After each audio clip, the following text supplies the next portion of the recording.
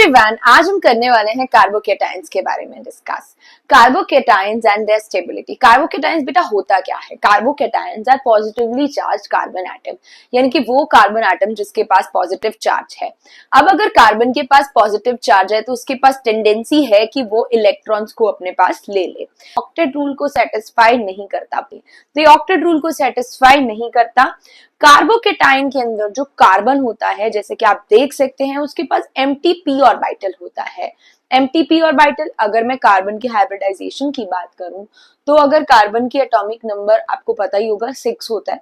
1s2 2s2 1s2 2s2 2p2। तो ये हो गई कार्बन की इलेक्ट्रॉनिक कॉन्फ़िगरेशन। तो आप देख सकते हैं कि यहाँ पे जो p ऑर्बिटल है उसमें अभी भी इलेक्ट्रॉन्स और लेने की टेंडेंसी है, तो इसके पास एम्प्टी p ऑर्बिटल है। अगर मैं इसकी हाइब्रिडाइजेशन कैलकुलेट करूं तो वो है sp2।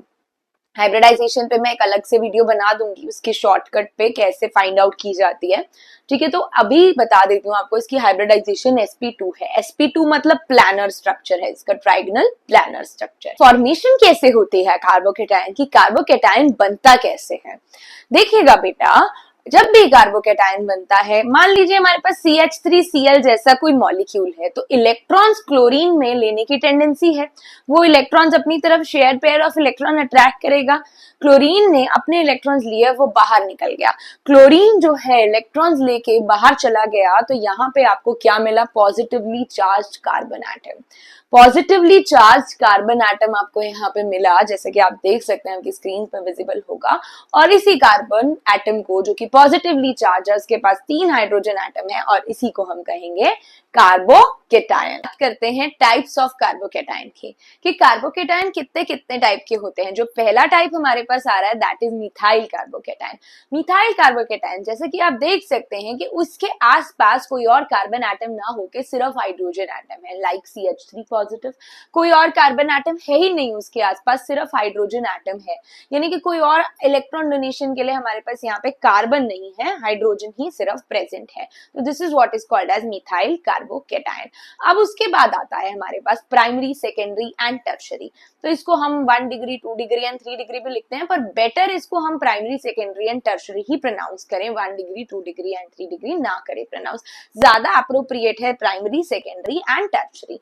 तो अगर मैं प्राइमरी की बात करूं तो एक हाइड्रोजन की जगह एक मिथाइल ग्रुप आ जाए, या कोई भी कार्बन एटम आ जाए, यहाँ पे कार्बन वाला कोई ग्रुप आ जाए, तो वो होगा हमारा प्राइमरी कार्बोकेटाइन। उसके बाद आ जाते हैं सेकेंडरी कार्बोकेटाइन में, तो यहाँ पे 2 हाइड्रोजन की जगह हमारे पास 2 कार्बन वाले ग्रुप आ जाएंगे, यानी कि 1 हाइड्रोजन 2 कार्बन वाले ग्रुप। तो उसके बाद आ जाता है हमारा टर्शरी कार्बोकेटाइन। यहाँ पे तीनों हाइड्रोजन को रिप्लेस करके हमारे पास कार्बन वाले ग्रुप्स आ जाएंगे, ठीक है। It can be methyl, ethyl और एनी कार्बन ग्रुप। तो यहाँ पे बेटा हमारे पास हमें इसकी स्टेबिलिटी भी डिस्कस करनी है। तो आपको क्लियर हो गया होगा कि हमारे पास मिथाइल कार्बोकेटाइन है, प्राइमरी कार्बोकेटाइन है, सेकेंडरी कार्बोकेटाइन है एंड टर्शरी कार्बोकेटाइन है। अब हम बात करते हैं बेटा स्टेबिलिटी ऑफ कार्बोकेटाइंस की। जैसे कि हमने ऑलरेडी एक बात किया कि हमारे पास अगर 3 मिथाइल ग्रुप्स अटैच्ड हैं, 3 मिथाइल ग्रुप्स अटैच्ड हैं, तो वो हमारे पास टर्शरी कार्बोकेटाइन है, लाइक दिस। तो ये हमारे पास टर्शरी कार्बोकेटाइन है, मिथाइल या फिर कोई भी एल्काइल ग्रुप यहाँ पे अटैच्ड है, तो हमारे पास वो क्या होगा? Tertiary carbocation. वहीं अगर हमारे पास 2 एल्काइल ग्रुप, आर का मतलब है यहाँ पे एल्काइल ग्रुप, अगर हमारे पास 2 एल्काइल ग्रुप्स अटैच्ड हैं तो वो हो गया हमारा सेकेंडरी कार्बोकेटाइन। और हमारे पास एक एल्काइल ग्रुप अटैच्ड है तो वो हमारा हो गया primary carbocation. So now this is tertiary, this is secondary and this is primary carbocation. अब इनकी स्टेबिलिटी के बारे में हमें बात करनी है। तो यहाँ पे पॉजिटिव चार्ज को स्टेबल होना होगा। मिथाइल ग्रुप जो होता है ना, ये एल्काइल ग्रुप जो है हमारा, चाहे वो कोई भी एल्काइल ग्रुप हो, एल्काइल ग्रुप क्या होता है बेटा? इलेक्ट्रॉन डोनेटिंग ग्रुप होता है। Alkyl group is electron donating group. Alkyl group is electron donating group. ये इलेक्ट्रॉन्स जो है डोनेट करके ये पॉजिटिव चार्ज को क्या करता है बच्चे? स्टेबल करता है। ये पॉजिटिव चार्ज को स्टेबलाइज करता है इलेक्ट्रॉन्स अपने देके। इसने इलेक्ट्रॉन दिया, ये पॉजिटिव चार्ज क्या हुआ? स्टेबल हुआ। तो इस तरीके से टर्शरी कार्बोकेटाइन स्टेबल होता है, सेकेंडरी और प्राइमरी। अब जो मिथाइल ग्रुप या जो एल्काइल ग्रुप जिसके पास सबसे ज्यादा अटैच्ड होंगे वही कार्बोकेटाइन सबसे ज्यादा स्टेबल हो पाएगा, क्योंकि उसके पास ही सबसे ज्यादा इलेक्ट्रॉन्स आ रहे हैं स्टेबलाइज होने के लिए। तो यहाँ पे हम देख सकते हैं कि आर ग्रुप सबसे ज़्यादा टर्शरी कार्बोकेटाइन के अंदर है। यहाँ पे आर ग्रुप सबसे ज़्यादा है, उसके बाद सेकेंडरी में है और उसके बाद प्राइमरी में है। तो सबसे ज़्यादा स्टेबल कार्बोकेटाइन है हमारा टर्शरी कार्बोकेटाइन, फिर है हमारा सेकेंडरी कार्बोकेटाइन और फिर है हमारा प्राइमरी कार्बोकेटाइन।